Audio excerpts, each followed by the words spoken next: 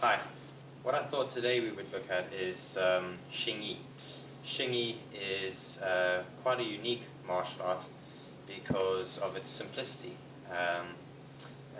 Some people view it as having 17 forms traditionally, meaning that there is what we call the 5 fists and 12 animals.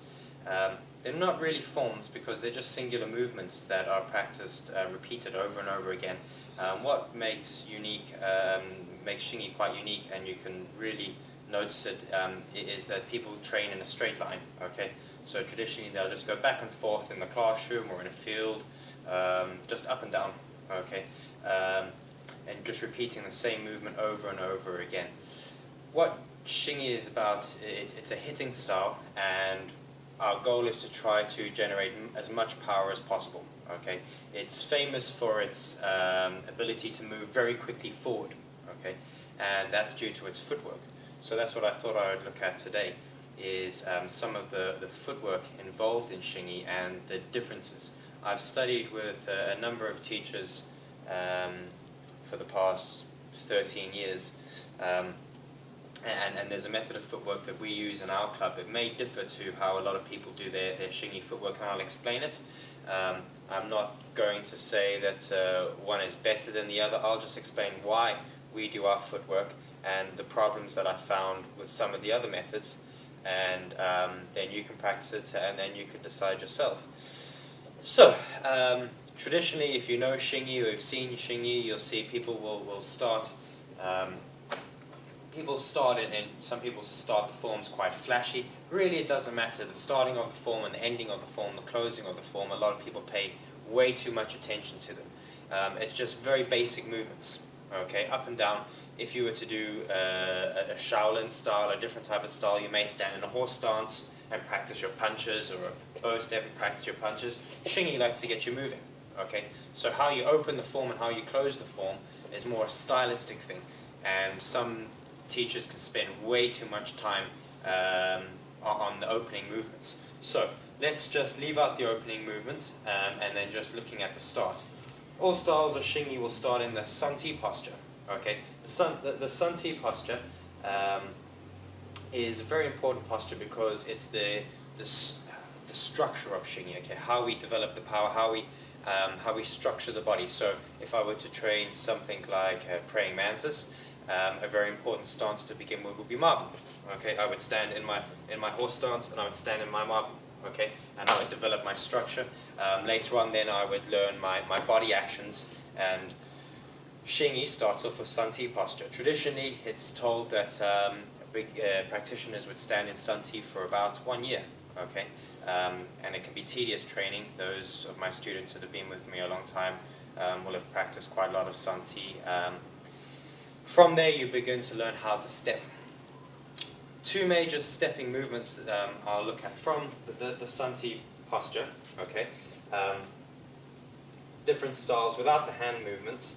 They will step forward. They'll toe out. Okay. Then from here, they will come up to the post step. Okay, and then they'll drive forward like so. Okay, that's very typical. Now, depending on what fist you're using, let's say I was to use Pitren, the first fist. Okay, I will be in this posture here. From here, I will toe out, I'll drive forward. Okay, then from here, post step, and then I will tear. Okay, so just very basic. Just looking at the footwork, don't worry about the hands. I'll come forward 1, 2. Okay, now what's happening there is the action of the hand and foot, the back foot. Okay, the back foot. Okay, that's very typical method of dragging the back foot in. Okay, so if they do bong chun, dragging the back foot in. Okay. Now the problem that I found with this method is that a very characteristic principle of Xingyi should be to take a person's ground. Okay, to just run straight over them.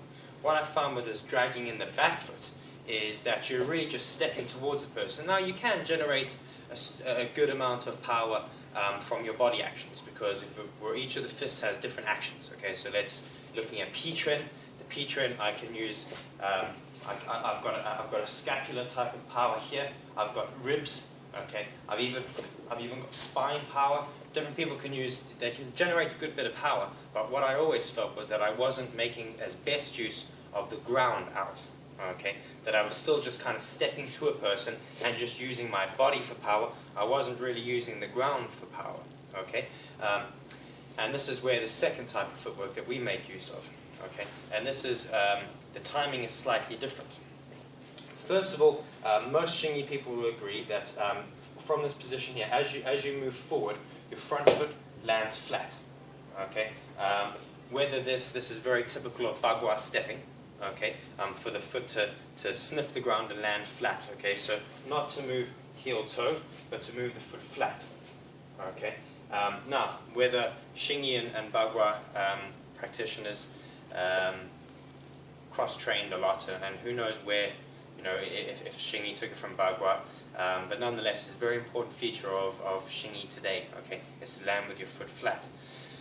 So let's just look at the footwork again. From this position here, a slightly different footwork, and then I'll explain it, is to post step here, okay, to come through in this position here, and then as my foot shoots forward, I land post step first, and then as an afterthought, this foot clicks in, okay. So then my P trend will look like this, okay. 1, 2, 3, okay. So the difference of from here, 1, 2, or 1, 2. Okay, timing is slightly different. Now let me explain. The second timing which we did is that your hand and foot are landing the same time, and in Xingyi we explain you've got the 3 internal harmonies and the 3 external harmonies.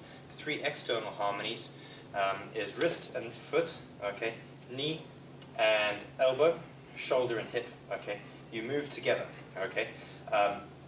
Now, from this position here, if we were to say that this is bob, okay, and I want to hit bob, okay, I can step in and just drag my foot in, okay, okay, I can generate a certain amount of power, okay. If I want to drive forward into the target, so P trend, not bad because I can crash down. If you're a really, really big guy and you can stand taller than people, this might work quite well. I'm not a tall guy, and I found that this idea of having to try to come over and just do this type of movement with the back foot didn't work for me. Okay. The second type of footwork allows me to literally wedge my foot against the ground and into the opponent. This is the important thing here, is that you get the power line. Okay. I just recently put up an excerpt from a book from Jack Dempsey, and those who want the book, just send me a message, I can send you the book. The power line is very important. He mentions that the biggest problem for people not being able to hit hard is they don't understand the power line, and they don't understand how to get their body weight in motion. Okay, a lot of times when people go to move their body, they move their body weight, but maybe typical of, say, Wing Chun, a lot of times people will move their body weight, but they will keep their body weight on the back foot. Okay, so they keep the weight on the back foot. In Xingyi, a lot of practitioners are doing the same thing. I'm moving forward, but you see I'm keeping the weight on the back foot. Okay, so whilst my body is moving forward, I'm actually not moving it forward as quickly as I can, because there's a principle in Xingyi is that I should move from my dantian. Okay, it's the same in bagua and tai chi. All movements should come from here. So moving from the back foot, I'm staying back. I'm not committing my movement. If I had to press my foot into the ground and move my dantian forward, okay, I shoot my power forward, okay. So then my power will be like this, okay. I wedge the foot into the ground and here, okay. So if I were to move forward from here, if I were to block, and then move forward, boom, okay, the power line, okay, and then you see the wedging against the ground, okay, and there's enormous amounts of power in that movement. So I can move forward, boom, and strike, you see? Okay, so I borrow the ground for power, okay, as opposed to just keeping my weight on the back foot. I know we're talking about Xingyi here, but it's a problem when people do chumkyu, okay, from Wing Chun. You see that often they keep the weight on the back foot, okay, where I teach in my method to drive the weight forward, okay, to drive forward, because you're learning to drive your power forward into the target, okay, and this is where the bow step comes in. So this is the method that we use in our xingyi, is to try to take the person's ground. And how does this work combat-wise? Okay, so let's have a look. So so we'll just use Helen's body as a reference because I'm not teaching applications, but just looking at footwork. Okay. Now, before, what we looked at is dragging the back foot in. And when I was training Xingyi to begin with, I was taught that Xingyi must take the ground. It's very powerful. But we never actually did it, okay? And I felt that I couldn't do it because as Helen's driving in at me, I would be coming and I would be doing things like this. And here, and I would just be sliding the back foot in. And while you're hitting them a little bit, it wasn't really, and I'm not a big guy, and I felt that it wasn't a very, I'm not making as much use of the ground and my speed as I possibly could, okay? Now, if I were to use this type of footwork where I drive forward, okay, if Helen just stands normally to begin with, okay, from here, when I squeeze my abductors, which is lunge or body throw, okay, one of the body actions, and a very important one from Xingyi. What I do is I drive forward, boom, and I try to take the ground. Now, my strike, this is where we get to different body timings. In the forms, we always practice hand and foot together. This is very typical of most forms.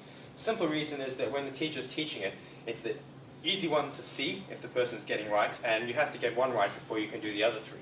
So if I were to practice P-tread, just in the air, I might come forward, 1, okay, and then 2. So my hand and foot landing together.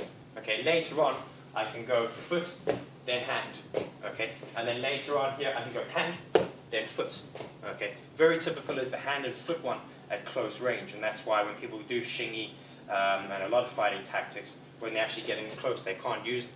So how we would use it, let's just say Helen's in a fighting stance, like doing a reverse punch. I would move from here, and I would move forward. If we slow it down, okay, this hand moves forward. As it moves forward here, you see my hand shoots forward, and then a second later, my legs, okay, and I take the ground. Obviously, for the moment, we're not hitting Helen, so she's standing there, but if just say I use a little bit of a push, as I move forward here, boom. Okay, so you see she's not going to be there. Also, it becomes quite difficult for her to block me, because if in that position here, and I move forward here, and Helen's moving, and I'm driving all my body weight in, okay, I'm moving in with my body weight, okay, and of course it's what Xingyi is about is pulsing. Okay, I'm not looking at the rib power, the coiling type of twisting power that we use. Just the simple footwork has enormous amounts of power and speed, because we're in this position here, and as she moves, shing! Okay, I move forward, and again, look how much ground I cover from here all the way through. Okay, and you can pack a lot of power with that type of movement. So that's the difference how we use it. So the 5 fists, just a very quick. I'm not going to run through the forms. I'll just run through one of each movement to see how we practice it. Okay, so from a shanxi posture, okay, our P tread, we practice from here, coming 1, 2, 3. Okay, our swan chen, okay, from this position here, okay, we go 1, 2, 3.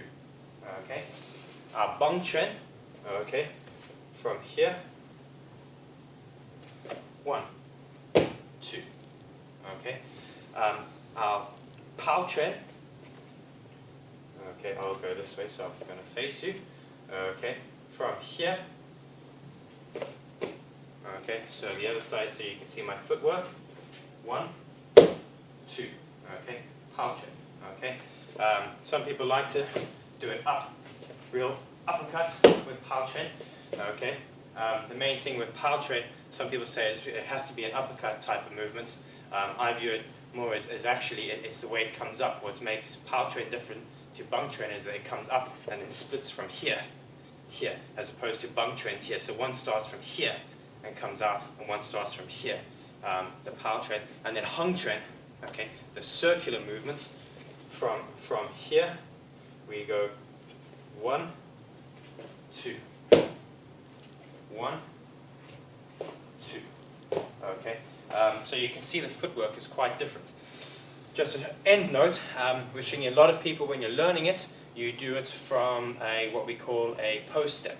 and this is something that you need to be aware of and just be careful, particularly with some P-trend, is that often we'll teach it, and you have to teach it in stages, is that I'll come 1, and then I'll come up here, then I will tear, okay, 1, 2. You don't want to stay with that method, which is very common. I watch videos and demonstrations from all over the world, and people seem to, that's where their xingyi stays. Okay, it should be one movement, because if you squeeze your abductors and then you pause here and then you go here, it's good training to check that when you get here, everything is moving together, okay, to get your own body timing, but of course you have to do it in one movement, okay. So my P trend should be from here, 1, 2, okay, one movement, okay, not pausing, okay. And of course, if you pause with your footwork, you start to learn to pause with your hand, which is not a good idea, because if I look at this hand, if I forget this one, if I went 1, and when I went 1, it came here, and then I stopped it, and then it just went from here. That would be like me doing a reverse punch and going, okay.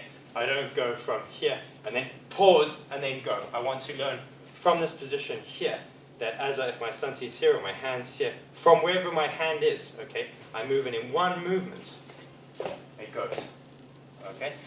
So, hopefully that is of interest to some people. Try it, play with it. What we will do shortly is post up some videos of our Xingyi applications, and I think then you will understand why and how we do them because of our footwork, and why it might look a little bit different to what you often see. Okay, thank you.